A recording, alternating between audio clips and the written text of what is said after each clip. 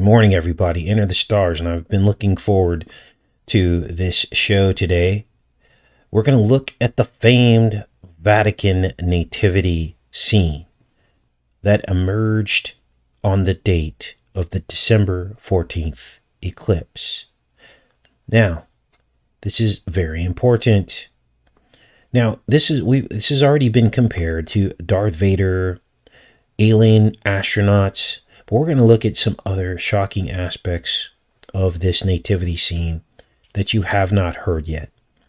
And these aspects link this scene to ancient Egypt, which were the captors of God's people. And they were teachers of Antichrist philosophy and belief systems. So why would these elements be included in what we are told is the world's Christian leadership, the Vatican? So, what's all the fuss? Well, this right here, is what is called a DJED. D-J-E-D. Let's look at some pictures of the DJED. It's a pillar-like object, and it was worshipped in ancient Egypt as the spine of the bull that they worshipped. Let's look at some other pictures of the DJED here. As you can see, it looks very otherworldly. It's got these vertical bars going across, or a horizontal bars going across vertical bars. And according to sources, it says that it is associated with Osiris, and it represents the backbone. More specifically, the sacrum of the backbone, which is the lowest part of the backbone. The DJED, symbol of stability, base of the sacrum's bull spine. Now, why is this important? Well, you're going to see in just a minute, because the nativity scene seems to mimic some aspects of the DJED. And of course, the DJED also is representative of the obelisk. And of course, these nativity scenes have the obelisk in the background. They're set right in front of the obelisk, as a matter of fact. Now, what is up with the obelisk? Well, here's the obelisk here. You can see it in the background. I don't know if this one came from Egypt itself, but I do know that many of the obelisks around Rome came from ancient Egypt. And why would that be? Well, we're going to get into some of that today. But if you look at these pictures here of this object in the nativity scene, this may represent one of the angels, Joseph and Mary, baby Jesus. They're in the actual barn here, the manger, and this would be like maybe the angel or the star that guided the three wise men to the scene there. And so you have to ask yourself, why is this object look a lot like the ancient Egyptian DJED? Those are the questions we're going to answer this morning. Now, let's get into some more of these ancient Egyptian objects, because it's very weird when you think about how the ancient Egyptians worshipped the spine, the bull's spine. There are other parts of the bull's spine that they worshipped as well. The ankh, for instance, is modeled after the thoracic vertebrae of the bull. Thoracic basically means the part by your chest, so the vertebrae very closest to the heart. When you take one of those vertebrae out of the spine, it actually looks like the shape of an ankh. That's what they were going after, thoracic vertebrae of the bull. So now we have these aspects of the spine, which has eerie similarities to the Kundalini in the worship of the beast. And so the DJED, according to this source, is a fertility cult. And let me search the page for that. it's been referred to as a fertility cult. And there was a ceremony called the raising of the dead. Now, here is where things begin to sound a little creepy. Because Luke Skywalker, when he was on Yoda's home planet, he raised the X-Wing fighter out of the swamp. Well, what does Luke Skywalker have to do with the ancient Jed? Well, those of you with ears to hear are already hearing the word Jedi inside of the word Jed. Now let's look at some images of Luke Skywalker lifting the X-Wing fighter out of the swamp with the Force.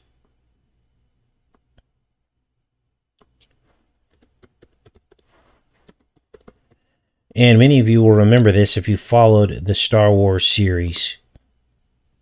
But here they are. And he lifts the Jed out of the swamp. And of course, the X-Wing fighter, the main hull, looks like a pillar. It looks like the Jed. Let's look at some other images of it here. Here's a better image of it. There's the X-Wing fighter being lifted out. And I believe what this really was the lifting of the Jed ritual on display by George Lucas. And I'm going to play some clips from Lucas and what I believe is what he was really getting at with all of this Jedi talk. I believe what he was really talking about was Jedediah. Who is Jedediah, Casey? Jedediah was in the Bible. Who was Jedediah? It was the original name of Solomon. Solomon's original name was Jedediah. And remember, Solomon's temple was said to be made without tools or hammers, I believe was the exact quote. So, what is all this about? Well, there are clues in the Old Testament to how this temple could have been built without hammers, without the sound of a hammer. It must have made some kind of way, right? Well, we're going to get into some of that today as well. Now, I'll make a strong delineation between the biblical references and conjecture, okay? Because I don't want to mislead anybody. But we're just getting into some opinions about what all of this stuff means. Here's a shot of Luke. Look at this. This is the pillar. It almost looks like an obelisk with wings. That's what the X-Wing fighter looks like, right? Let's open this image here. It's an obelisk with wings. So let's keep going with this because there's something really weird. Let's do a side-by-side of these Jeds because I want you to really see that the Jed does in fact look like what's being depicted in this nativity scene. Here's a good image of it there. Let's go back to the images of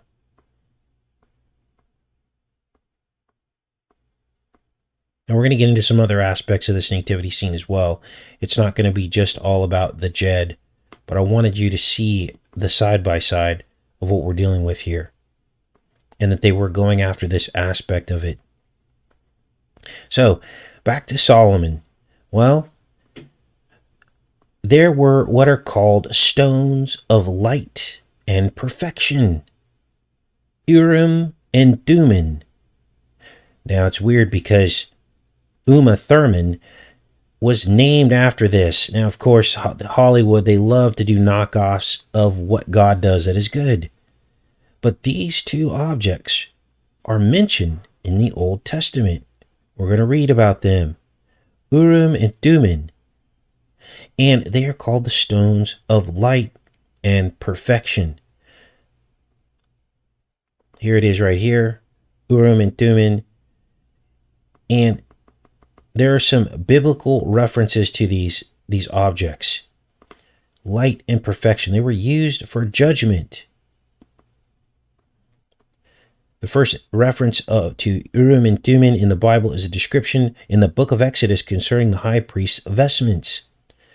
The chronologically earliest passages mentioning them, according to textual scholars, is in the book of Hosea, where it implies by reference to the ephod that the Urim and Thummim were fundamental elements in the popular form of the Israelite religion. Consulting the Urim and Thummim was said to be permitted for determining territorial boundaries, and was said to be required in addition to permission from the king or prophet. So they would cast these, and there are some biblical passages here. They would cast them on the ground to uncover the sin of Achan. The sacred lots were used by Joshua. Abiathar joined David, who was then in the cave of Adullam. He remained with David and became priest of the party of which he was the leader. When David ascended the throne of Judah, Abiathar was appointed high priest. So how did they use these Urim and Thummim? Let's get into that.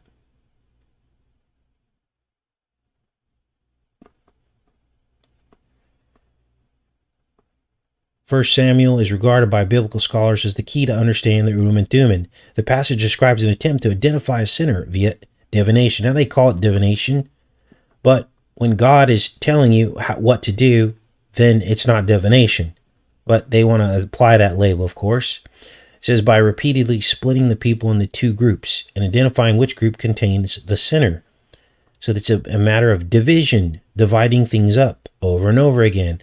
Now, this is going to dovetail into the Russian dolls, which is also being depicted in the nativity scene. We'll get into that a little bit later in the show. But it says in the version of the passage in the Masoretic text, it describes Saul and Jonathan being separated from the rest of the people and lots being cast between them. So this is the purpose of these Urim and Thummim. They are casting of the lots. It says here, Urim and Thummim would indicate Saul and Jonathan, while Thummim would indicate the people. So there was this process that they went through. Now, some scholars take this a step further, and this could be the dark side version of this, and so this is where you got to be careful. But when I was in France about 3 years ago, I put together a video reading from a book about what they say the Urim and Thummim is, the light and perfection. I'm going to play that for you right now after I make sure we're connected. Appears as though we are. Very good. Let's take a look at what we talked about 3 years ago when I was in France. We read this out of a book that I found, or I think Mark gave it to me or had it in his collection. And let's take a look and see what this has to say. Into the stars, and now it's obvious to me that George Lucas, his inspiration for Star Wars was that of the Kabbalah. Now, the Kabbalistic teachings talk about two stones. One of them was called the Shamir, the lightning stone. And this could cut through solid rock. Now, obviously, this is the dark side version because it comes out of the Kabbalah. So this is something you would probably not want to believe. But there's always some kind of knockoff of the truth. And this is how these people operate. And this was probably the inspiration for George Lucas's Star Wars. It's apparent to me now that he was a Kabbalist through and through. Let's listen. The other stone was called the Shatia. And this stone caused the Ark of the Covenant to levitate just inches off the ground. Now, for those Star Wars fans out there, you know that lightsabers they used crystals inside of the lightsabers. And that these lightsabers could cut through very solid objects. We also know that part of being a Jedi was being able to produce anti-gravity properties. Does this sound familiar? Obviously it does, because these two stones cause this. Now, when you lump in the fact that Solomon's original name was Jedediah, which has the first four letters Jedi, and that according to the Kabbalah, they are saying that Solomon wielded these powers in the building of the temple, a picture now emerges. Now, what's unclear to me at this point is, under the dark or the light was Solomon wielding these powers? Apparently it started out good when he was building the temple of God. But we know that later in his life, he fell prey to the dark side. Now this goes all the way back to the very roots of Freemasonry, okay? And these stones were called the stone of perfection and the lightning stone according to Kabbalistic traditions, as you can see here. Now it's interesting because in the Bible, Exodus 28 says, "And thou shalt put in the breastplate of judgment the Urim and the Thummim." These were two stones. And when you translate those words, they mean the very same thing. Light and perfection. Now again, these are gray areas. And I don't claim to know where the light and the dark side fell in this story. Obviously, this goes back to Freemasonry. And obviously, Freemasonry is evil in its current form. And they worship Lucifer. So, they're talking here about the craft, second degree Freemasonry, and so on and so forth. But the fact remains that this seems to be the basis by which George Lucas came up with the entire story of Star Wars.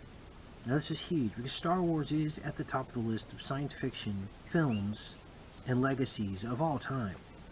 So I'm going to pause it there because this book I'm reading is The Lost Book of the Sacred Ark, if you're interested in looking it up. But again, this is a Kabbalistic teaching. Some of the stuff they mention is from the Talmud, so this is probably not something that is going to be factual, but it gives us a snapshot into what George Lucas was after.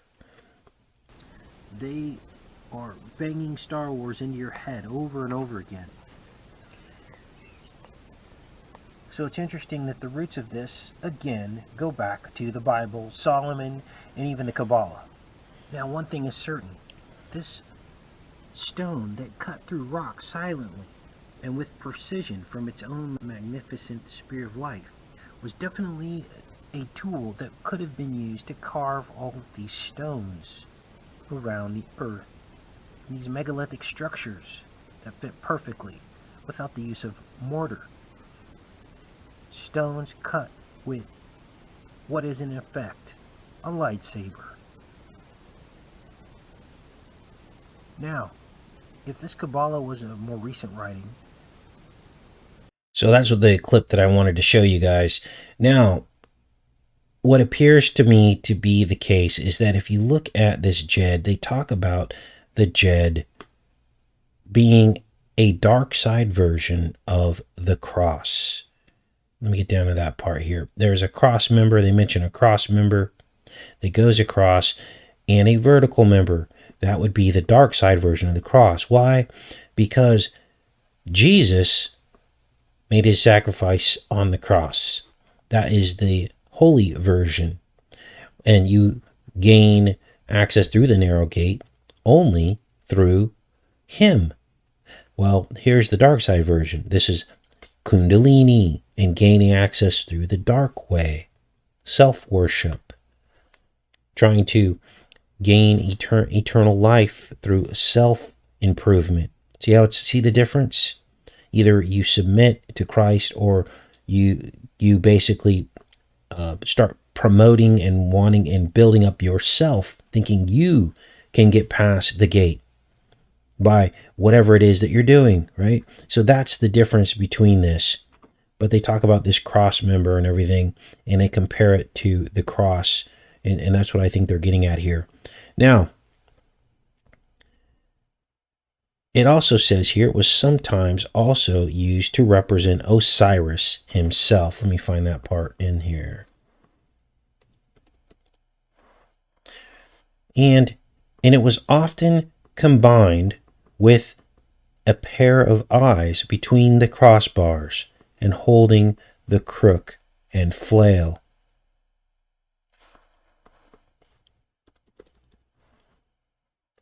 Here we go.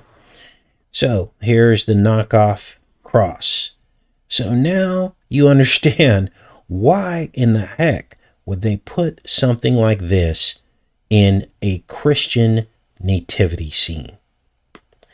Now let's move on to some of the other aspects of this scene here, because there's also this like space helmet, right? Here it is right here.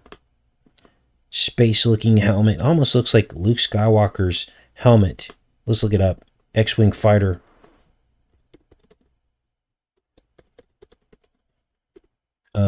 X-Wing helmet. There it is. So here's Luke Skywalker's X-Wing fighter helmet.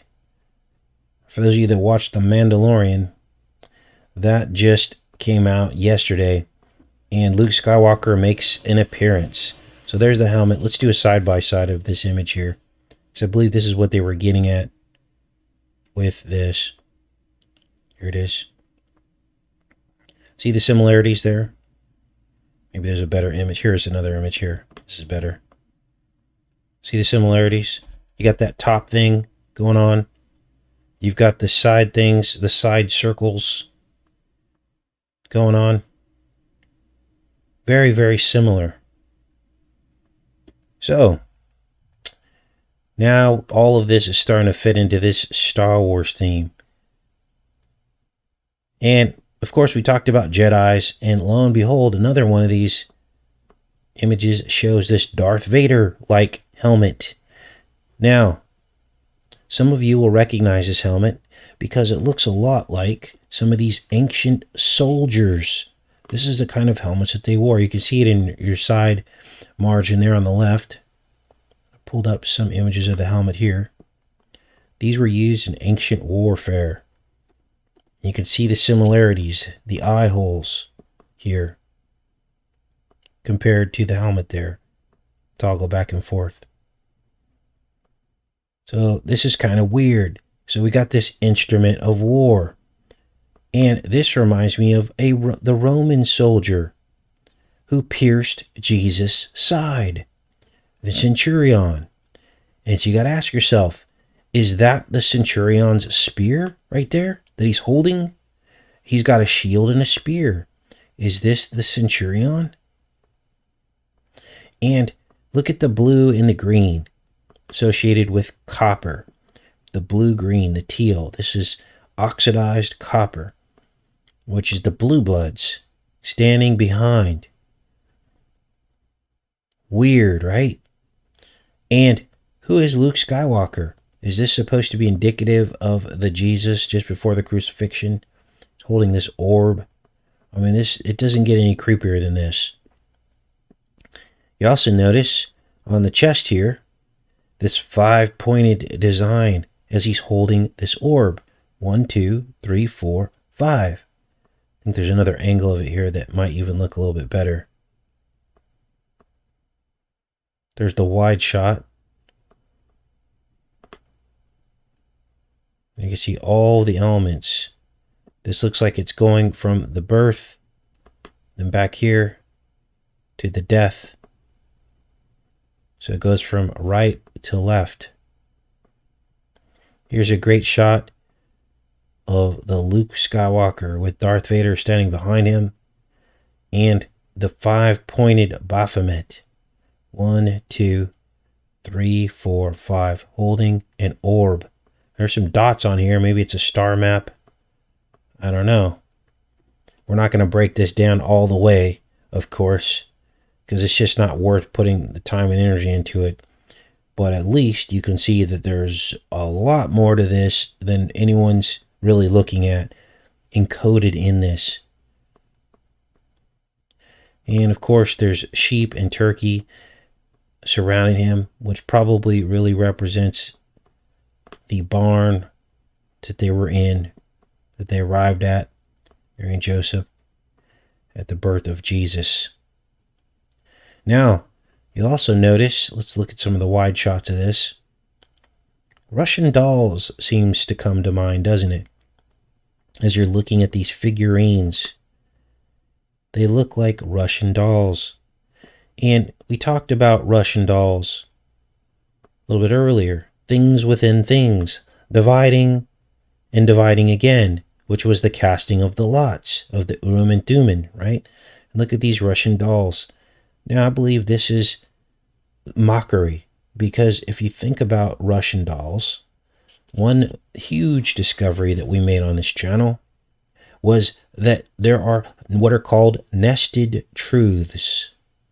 Let me give you one example. We've talked about many of them, but one example is the tree of life. The tree of life is a tree, obviously, and we are all trees from the tree of life.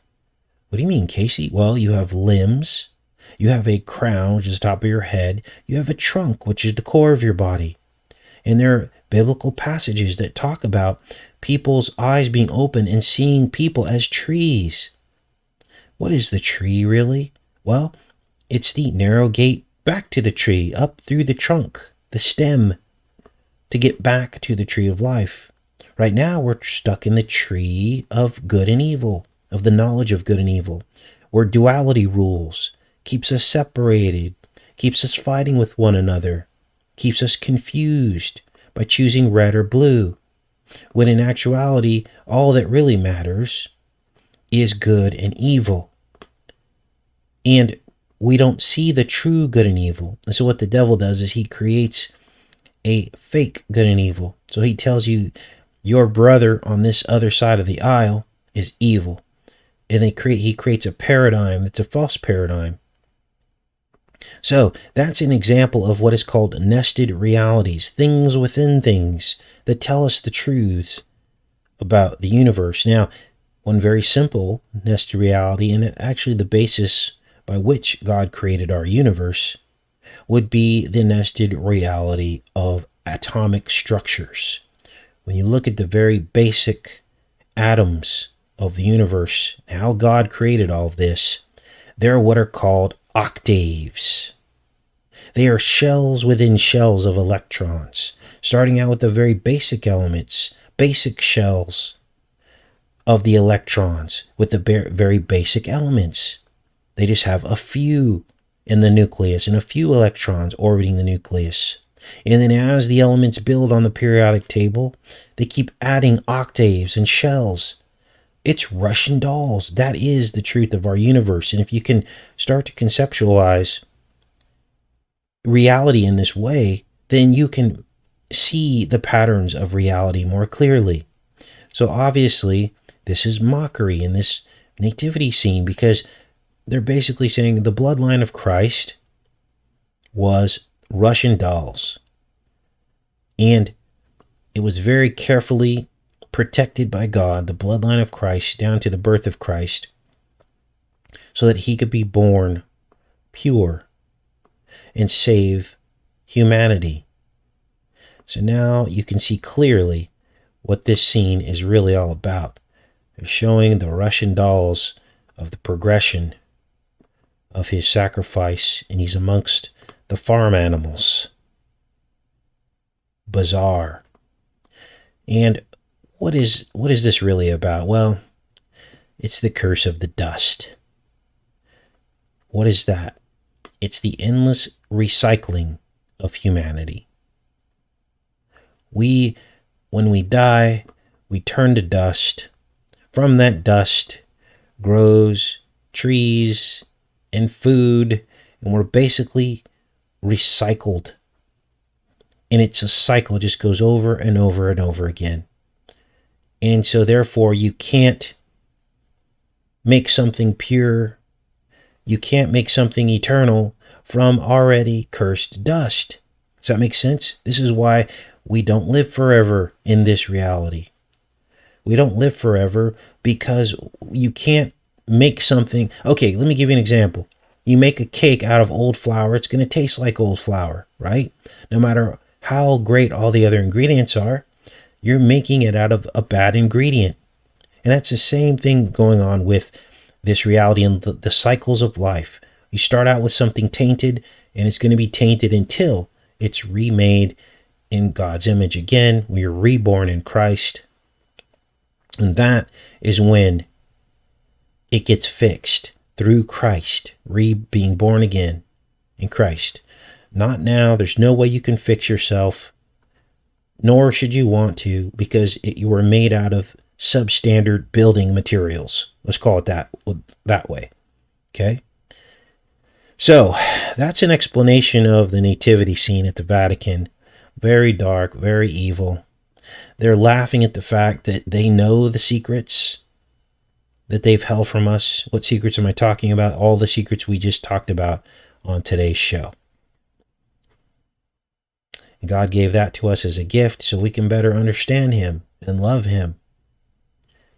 Now, when you read the Bible, read it through those eyes. Read it understanding that there are nested truths.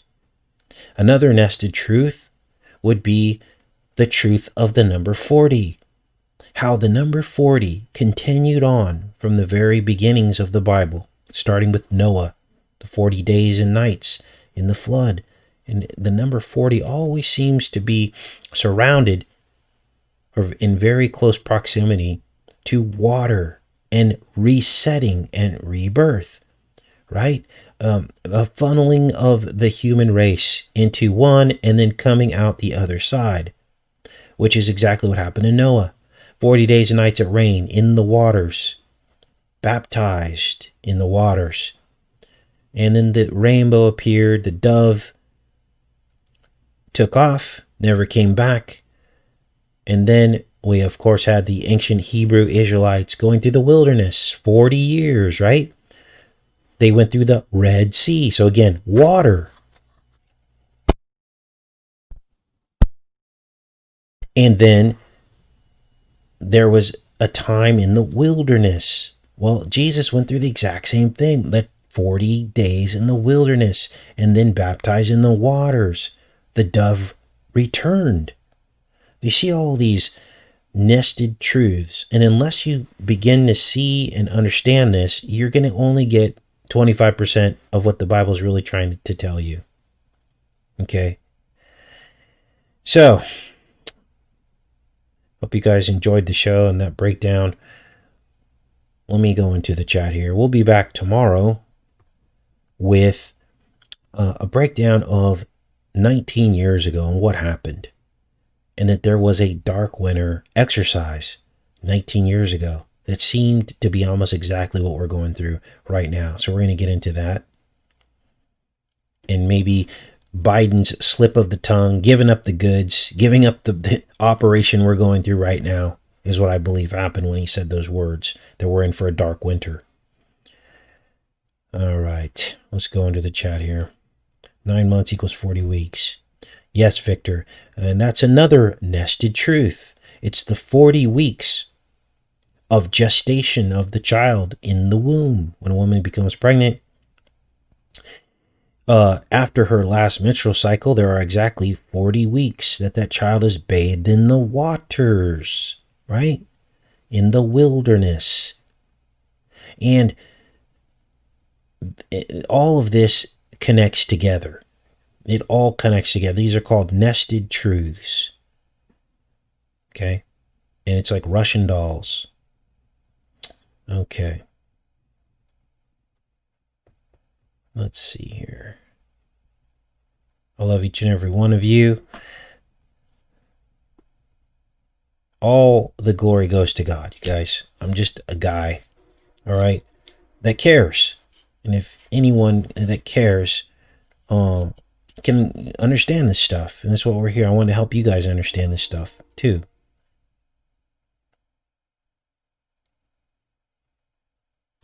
When Jesus was okay, that went by too fast. Sorry. Entropy proves creation. There's an amazing video here on YouTube showing the electron shells. Let's see if we can find it. Of the atoms. Atom electron shells. And it really demonstrates, it's a graphic that really demonstrates this Russian dolls, okay? Because it builds. Let's see if we can find, oh, here it is right here.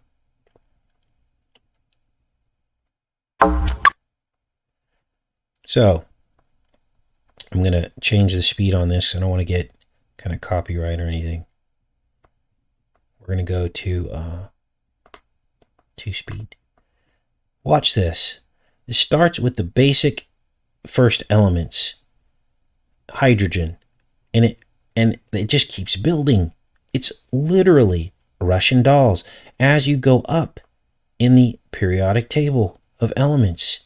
So as you can see, there's really no difference between the elements other than their structure, how many shells and electrons are rotating. And that's pretty amazing. We included that graphic in one of our videos showing how this works. But they just keep dropping them down on top of each other. And this is our reality. This is how God created us. Now, many people believe that this is all held together by sound. And I truly believe that. I believe it's the resonant voice of God speaking life into creation. And it's like a humming. There's angels singing up there and God's singing, and it's holding all of this together. And this is why I tell people, if you don't believe in God, he's holding your very fabric of your body together. Is that something you really want to start doubting? You know, he dwells within you. You are the creation. And maybe this breath of life was like a song. He breathed the sound in to Adam, which began the cascade of life. So, you know, there are lots and lots of examples of this, what are called cymatics. And cymatics shows how when you send sound through the medium of sand, it self-organizes. Let's look at some cymatic images, videos here. Oh, see why. And see what we can come up with. I mean, look at this. All this is sound sent through sand. And it self-organizes. Not self. We know where it comes from, right? It's God. It's a reflection of God's voice. And these become the microstructures of creation. If you look at a microscope, you'll see these shapes and patterns existing in the very creation. This is our reality. So, that's about it. Now, we did a video talking about Saturn, and Saturn has a frequency to it. And when that frequency was sent through this, it created the hex, the hexagon. And that's the hex. That's why there's a hexagon at the North Pole of Saturn. It's sound frequency. All right? There's a lot more to this than meets the eye. And so I'm hoping you guys are seeing that. So thumbs up this video, share it with everybody you can. I appreciate that all of you showed up this morning. We'll be back on here tomorrow. We can answer a couple questions if you guys want before we get off of here. Just the chat's going by so fast. I guess I can stop it if I wanted to.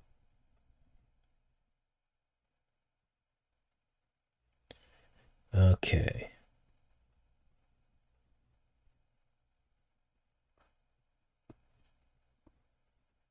Sound affects the water particles. Yes, Carlene. Yeah, we did another video on this about the frequency in hertz for like music and stuff, and how they changed it away from, I think it was 444. They changed it to 444. It used to be 432.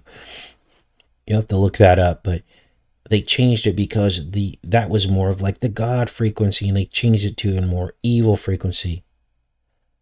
So they know about this. They know what's going on.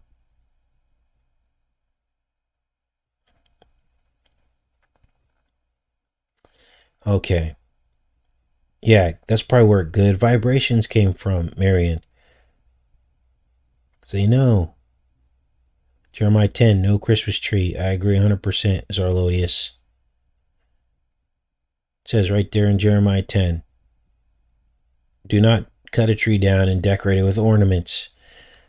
A lot of people try to wiggle out of that, and it's pretty clear and direct. Now, we're all in our own stages. I don't judge people for what they do. I was a lot more judgmental early on in my walk, and I realized that we're on a continuum of finding God and getting closer to Him. And some practices that people do, they aren't able to give up right away. But when faced with the truth, God will start working on your heart, and eventually you'll get it. Okay? You'll get it eventually. Yeah, Hitler used a 440. Not allowed to say his name on YouTube anymore, by the way. And then now all music is based on the 440, whereas originally the 432 was the better frequency.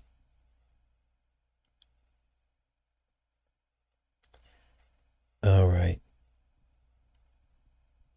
So let's get into this Christmas tree a little bit.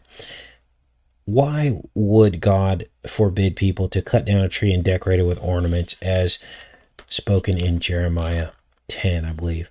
Well, we just talked about what a tree represents, right? An evergreen tree. What would that represent? Well, that would represent children, would it not? Because it's a little baby tree. And decorating with ornaments, what would that represent? Maybe putting the fruit on the tree? See, it's all mockery. You're killing a tree. And I'm not speaking in terms of like an environmentalist. I'm speaking in terms of the symbolism behind it, the spiritual symbolism behind it. It's a ritual. And some people are going to hate me right now because you've already got your trees up. And look, that's just the way it is. Like I said, I'm not judging you. You're on a continuum of truth. You're going to have to face some of this stuff eventually in your life. That's how God works. He makes you face down the sin in your life. All of us have it, myself included. And so one day you're going to have to face it down and come to terms with it and deal with it. Right? Because it's going to start to affect your life. And what they've done is they've cast a spell over all of us, making us think we need these holidays to be happy. You know how many people take their life on a holiday because they didn't get to see their children on a holiday, or because they didn't get invited by family? There's so much wasted emotional instability when it comes to these holidays that have been created for us by the elite. Why? To keep us locked into debt, keep us locked into this false worship. And so that's just the truth of it. I'm sorry if some people don't want to hear that, but it's just the truth of it. So I'll tell you my own personal example. You know, I used to be so sad during the holidays after my divorce, and because, you know, this is what I did for many years of the marriage, was we would all have Christmas, or we would all go to the pumpkin patch, or we would all, you know, carve the pumpkin and all these things, right? And it becomes a tradition, and there's all these feelings and emotions associated with these events. I remember lamenting and sorrow and deep sorrow, not being able to see the children, you know, during these times, missing the family unit and all these things. And then I woke up one day, and through the discovery of all this, I realized that that was all coming from the enemy. The enemy was pushing these kinds of things down onto you to keep you distracted. It's a lot of wasted energy, all right? We should be doing these things every day for each other. When you think of someone and you want to do something special, you just do it. Shouldn't be a date on which you do it. That's the simple truth of all of this. Now, before we end the show, and I got to be vague with this because I have a show planned. I'm going to have a special guest from the country of Sierra Leone. And he is a journalist, or was a journalist there, and now lives in the States here. I'm not going to disclose his name, but this young man was witness to some of the atrocities that happened in Sierra Leone.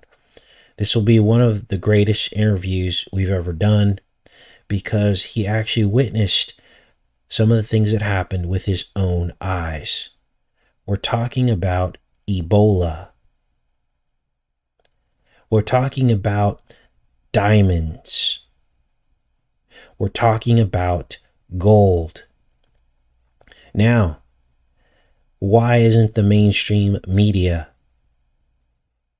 the social justice warriors, all concerned about all the other things, while there is so much suffering in Africa? And I'm not talking about starvation. This young man was a 4.0 student and turned his back. Here's the way it works in Africa. They have students, and I'm going to let him speak to much of this, but they have schools and colleges. And the students who excel the most are given the positions of power in the country. But it comes at a cost. They're given the delegate positions and government positions and all these things. It all goes by how well you do in college. That's how it works in Africa, or at least West Africa. He explained all this to me last night. And he says that then you're showered with gifts and things. I mean, even to the point where they can set you up with a wife, all this stuff that they're given. But then they become puppets. And he turned his back on this, came to America. But he explained to me some of the things that had happened. He talked to me, and I'm just going to give you a couple of bullet points that just from my memory of our discussion last night. He said to me that the people, the prospectors from these multi-billion-dollar corporations would come to his country with their equipment and tools. And he said that they had this thing, the scope, that they looked down with their eye into the ground. And then that they would discover a diamond, or a diamond place where there's diamond. He says when it rains there, that all the children run out into the hills, and there are diamonds literally just laying on the ground. He goes, but the value of those diamonds for him and his people in his own country are very close to the value of a bead or a penny. They're worth nothing because it is against the law for those people to take that diamond out of that country to get any worth from it. It is against the law for them to sell that diamond for any worth to anyone who wants it. How sad is that? This is what we're doing to the African people in West Africa. This is what's happening. And he said that after these prospectors would come in from these multi-billion-dollar corporations, it wouldn't take long for the entire country, or parts of the country, their area, to be quarantined and locked down. Is this sounding familiar? Locked down. They were forced to stay in their homes. Then, lo and behold, an Ebola outbreak would happen.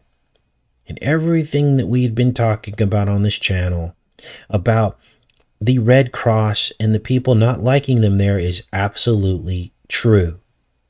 When the Red Cross would come into town, they would be run out of town. People did not trust the Red Cross. And he truly believes, and saw with his own eyes, there was a pattern to these gold and diamond discoveries and outbreaks in certain communities. He's going to share all that with us. Very well-spoken young man, but has a bit of an accent. But Sierra Leone is a British colony, and so they speak English there, but British English. Now, what else was happening over there? Well, the corporations can deal and mine all the diamonds and gold they want and get them out of the country and make billions of dollars. But the people that live there, even if it's their own land, he says they use diamonds and gold as decoration on their walls. That's how it has no value in their country because of what's happened to these people. This is the biggest story that I can think of on the history of this channel that needs to be told, that is not being told by our mainstream media. Now, this young man was also involved in independent investigative journalism. So, guess what? And I'll end the show with this. He has images and photos. He might even have some video footage of a caravan of UN trucks. And they were heading out of town. They had lifted a lockdown. Everyone came out of their houses and they had accidentally lifted the lockdown a day too soon. And these caravan of UN trucks was headed out of town. Now, this is the kind of stuff that can get a person like me hurt. Okay. But you wait till you see the proof. Okay. Wait till you see the proof. He's got it all. Now, that's why I got to protect this young man's identity. But he said a little boy ran out in the street. And he goes, one thing we can say about the West and the UN is they do care about children. He said the little boy ran out in the street in front of the caravan and the UN truck veered off the road and flipped over. And guess what was in the back of the UN truck? It was loaded with gold.